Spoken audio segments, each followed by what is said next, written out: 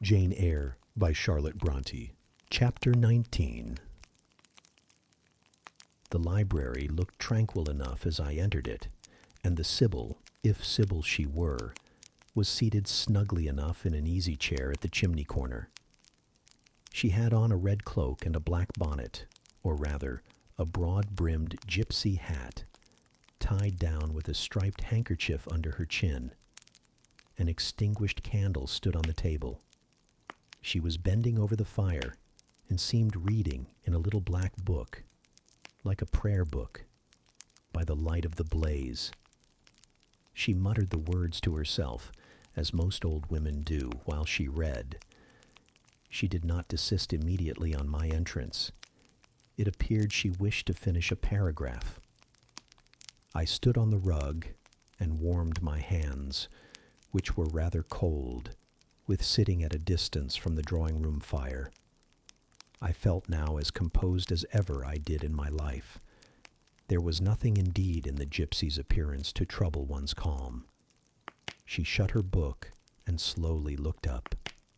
Her hat brim partially shaded her face, yet I could see as she raised it that it was a strange one.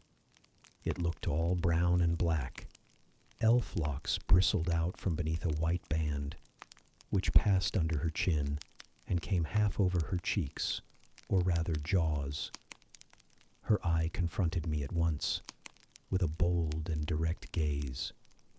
"Well, and you want your fortune told?" she said, in a voice as decided as her glance, as harsh as her features. "I don't care about it, Mother. You may please yourself. But I ought to warn you, I have no faith. It's like your impudence to say so. I expected it of you. I heard it in your step as you crossed the threshold." "Did you? You've a quick ear." "I have, and a quick eye and a quick brain. You need them all in your trade." "I do, especially when I've customers like you to deal with. Why don't you tremble?" "I'm not cold." "Why don't you turn pale?" "I am not sick." "Why don't you consult my art?" "I'm not silly." The old crone nickered a laugh under her bonnet and bandage. She then drew out a short black pipe, and lighting it began to smoke. Having indulged a while in this sedative, she raised her bent body, took the pipe from her lips, and while gazing steadily at the fire, said very deliberately, "You are cold. You are sick, and you are silly." "Prove it," I rejoined. "I will, in few words. You are cold because you are alone. No contact strikes the fire from you that is in you. You are sick because the best of feelings, the highest and the sweetest given to man, keeps far away from you. You are silly because, suffer as you may, you will not beckon it to approach, nor will you stir one step to meet it where it waits you." She again put her short black pipe to her lips and renewed her smoking with vigor. "You might say all that to almost anyone who you knew lived as a solitary dependent in a great house." "I might say it to almost anyone, but would it be true of almost anyone?" "In my circumstances." "Yes, just so in your circumstances, but find me another precisely placed as you are." "It would be easy to find you thousands." "You could scarcely find me one. If you knew it, you are peculiarly situated, very near happiness, yes, within reach of it. The materials are all prepared. There only wants a movement to combine them. Chance laid them somewhat apart. Let them be once approached, and bliss results. I don't understand enigmas. I never could guess a riddle in my life. If you wish me to speak more plainly, show me your palm. And I must cross it with silver, I suppose." "To be sure." I gave her a shilling. She put it into an old stocking foot, which she took out of her pocket, and having tied it round and returned it, she told me to hold out my hand. I did. She ached her face to the palm and pored over it without touching it. "It is too fine," said she. "I can make nothing of such a hand as that, almost without lines.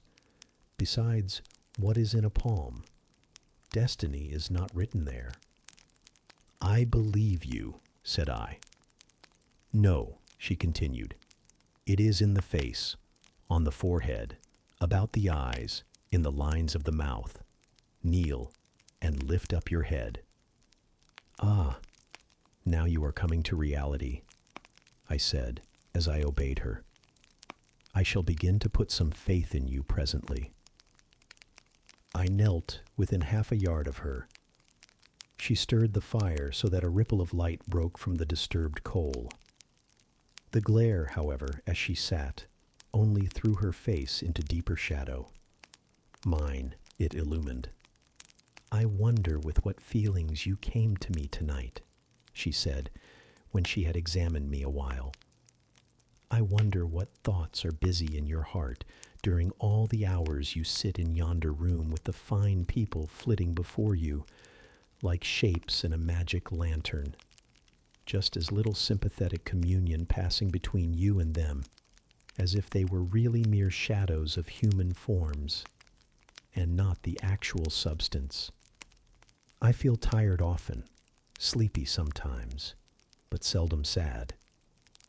Then you have some secret hope to buoy you up and please you with whispers of the future. Not I.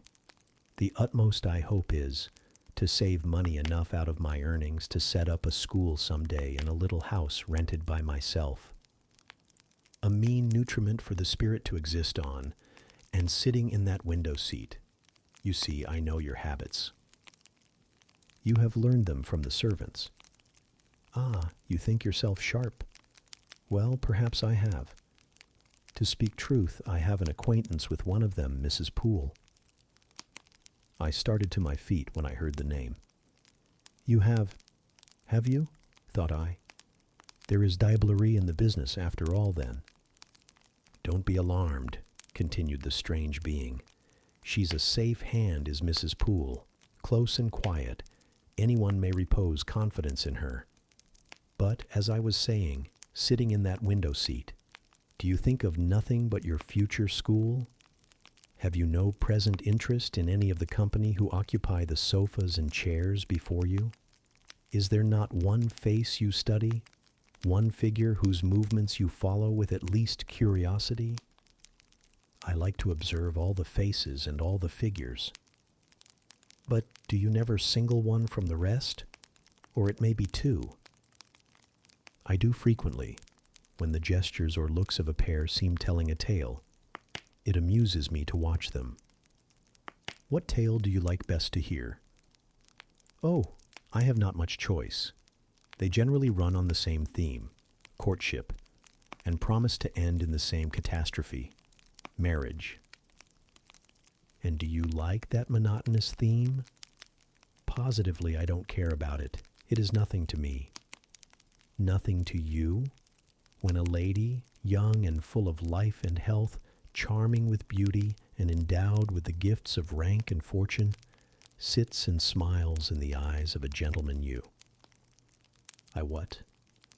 You know, and perhaps think well of. I don't know the gentleman here. I have scarcely interchanged a syllable with one of them. And as to thinking well of them, I consider some respectable and stately and middle-aged, and others young, dashing, handsome, and lively. But certainly they are all at liberty to be the recipients of whose smiles they please, without my feeling disposed to consider the transaction of any moment to me. You don't know the gentleman here? You have not exchanged a syllable with one of them? Will you say that of the master of the house? He is not at home. A profound remark, a most ingenious quibble. He went to Millcote this morning, and will be back here tonight or tomorrow. Does that circumstance exclude him from the list of your acquaintance? Blot him, as it were, out of existence? No, but I can scarcely see what Mr. Rochester has to do with the theme you had introduced."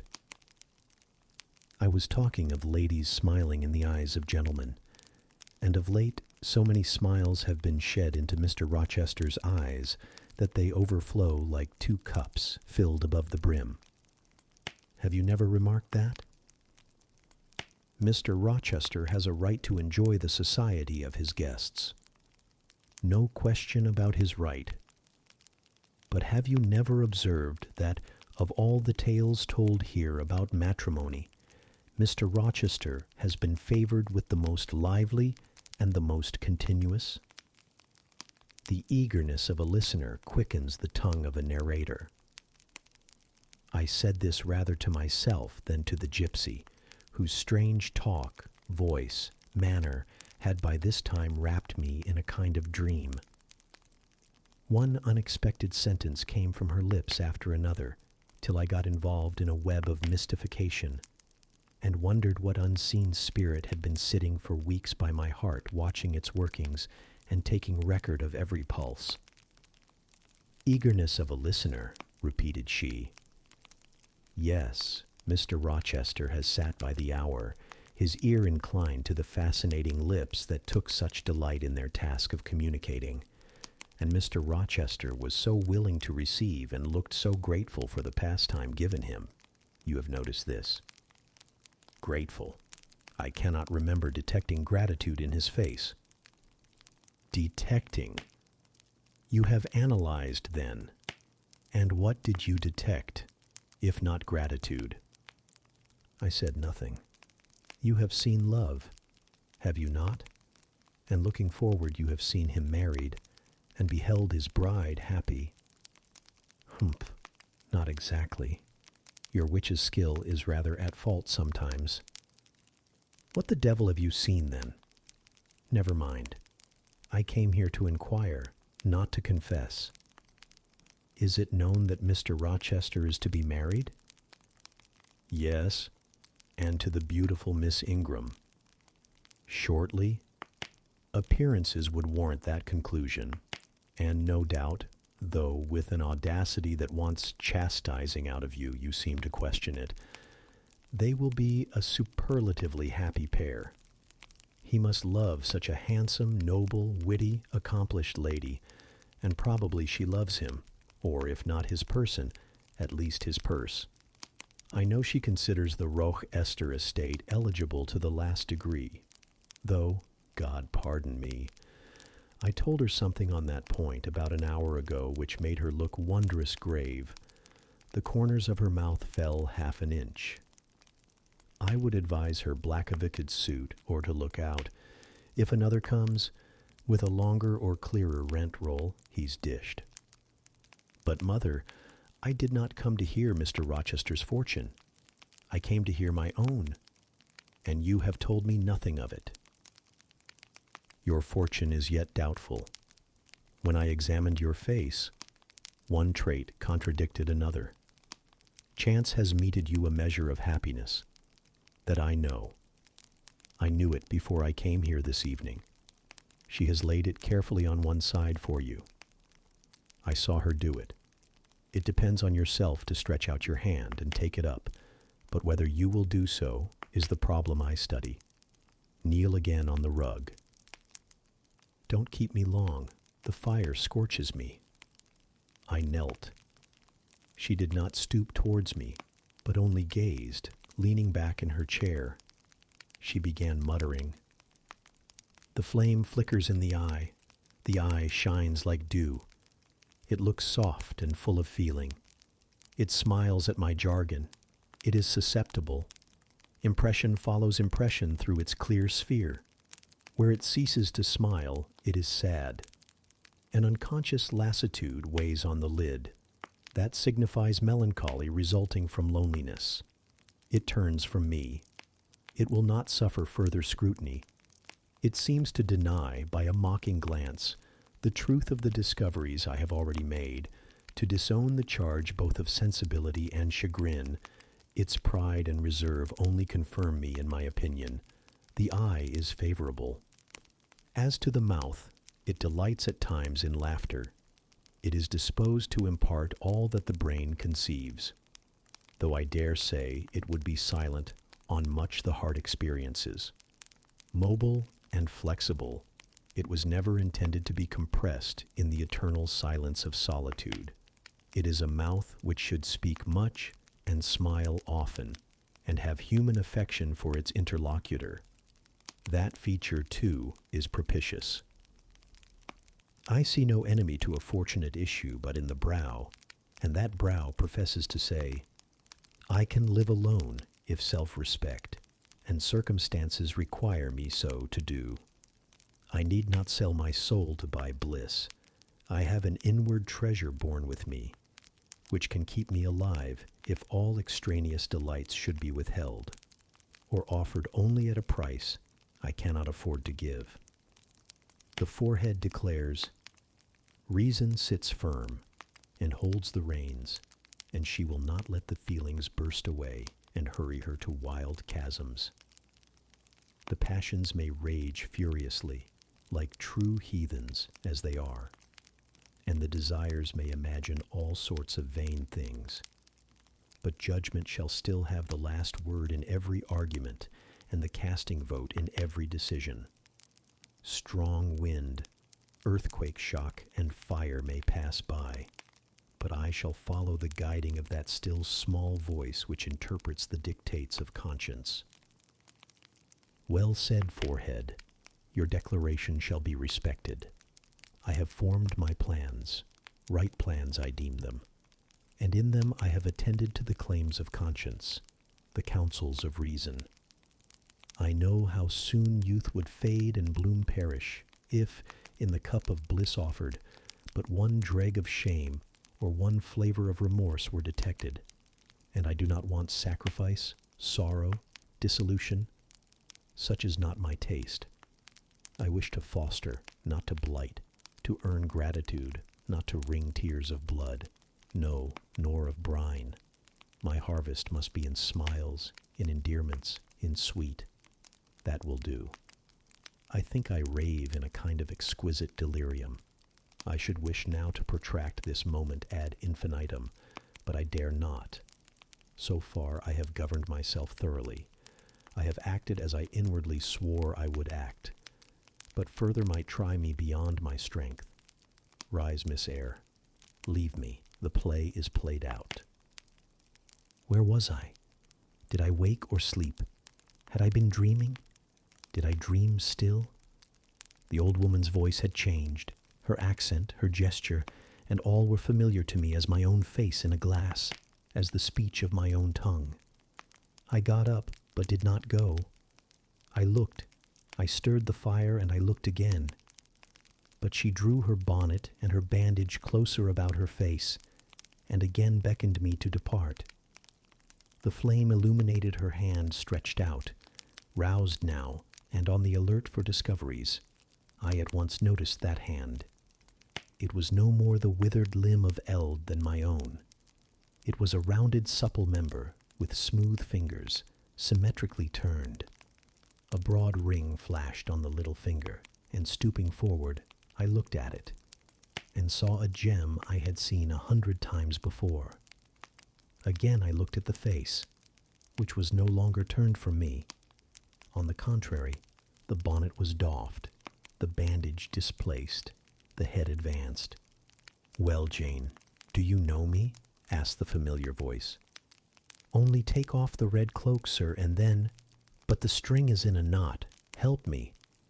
"Break it, sir." "There then, off, ye lendings." And Mr. Rochester stepped out of his disguise. Now, sir, what a strange idea. But well carried out, eh? Don't you think so? With the ladies you must have managed well. But not with you? You did not act the character of a gypsy with me. What character did I act? My own? No, some unaccountable one. In short, I believe you have been trying to draw me out, or in. You have been talking nonsense to make me talk nonsense. It is scarcely fair, sir. Do you forgive me, Jane? I cannot tell till I have thought it all over. If, on reflection, I find I have fallen into no great absurdity, I shall try to forgive you. But it was not right. Oh, you have been very correct, very careful, very sensible. I reflected and thought on the whole I had. It was a comfort. But indeed, I had been on my guard almost from the beginning of the interview. Something of masquerade, I suspected. I knew gypsies and fortune-tellers did not express themselves as this seeming old woman had expressed herself. Besides, I had noted her feigned voice, her anxiety to conceal her features. But my mind had been running on Grace Poole, that living enigma, that mystery of mysteries, as I considered her. I had never thought of Mr. Rochester. "Well," said he, "what are you musing about? What does that grave smile signify?" "Wonder and self-congratulation, sir. I have your permission to retire now, I suppose." "No. Stay a moment, and tell me what the people in the drawing-room yonder are doing." "Discussing the gypsy, I dare say. Sit down. Let me hear what they said about me." "I had better not stay long, sir. It must be near 11 o'clock. Oh, are you aware, Mr. Rochester, that a stranger has arrived here since you left this morning?" "A stranger? No, who can it be? I expected no one. Is he gone?" "No. He said he had known you long, and that he could take the liberty of installing himself here till you returned." "The devil he did! Did he give his name?" "His name is Mason, sir, and he comes from the West Indies, from Spanish Town, in Jamaica, I think." Mr. Rochester was standing near me. He had taken my hand as if to lead me to a chair. As I spoke, he gave my wrist a convulsive grip. The smile on his lips froze. Apparently a spasm caught his breath. "Mason, the West Indies," he said, in the tone one might fancy a speaking automaton to announce its single words. "Mason, the West Indies," he reiterated. And he went over the syllables 3 times, growing in the intervals of speaking, whiter than ashes. He hardly seemed to know what he was doing. "Do you feel ill, sir?" I inquired. "Jane, I've got a blow. I've got a blow, Jane." He staggered. "Oh, lean on me, sir." "Jane, you offered me your shoulder once before. Let me have it now." "Yes, sir, yes, and my arm." He sat down and made me sit beside him. Holding my hand in both his own, he chafed it, gazing on me at the same time with the most troubled and dreary look.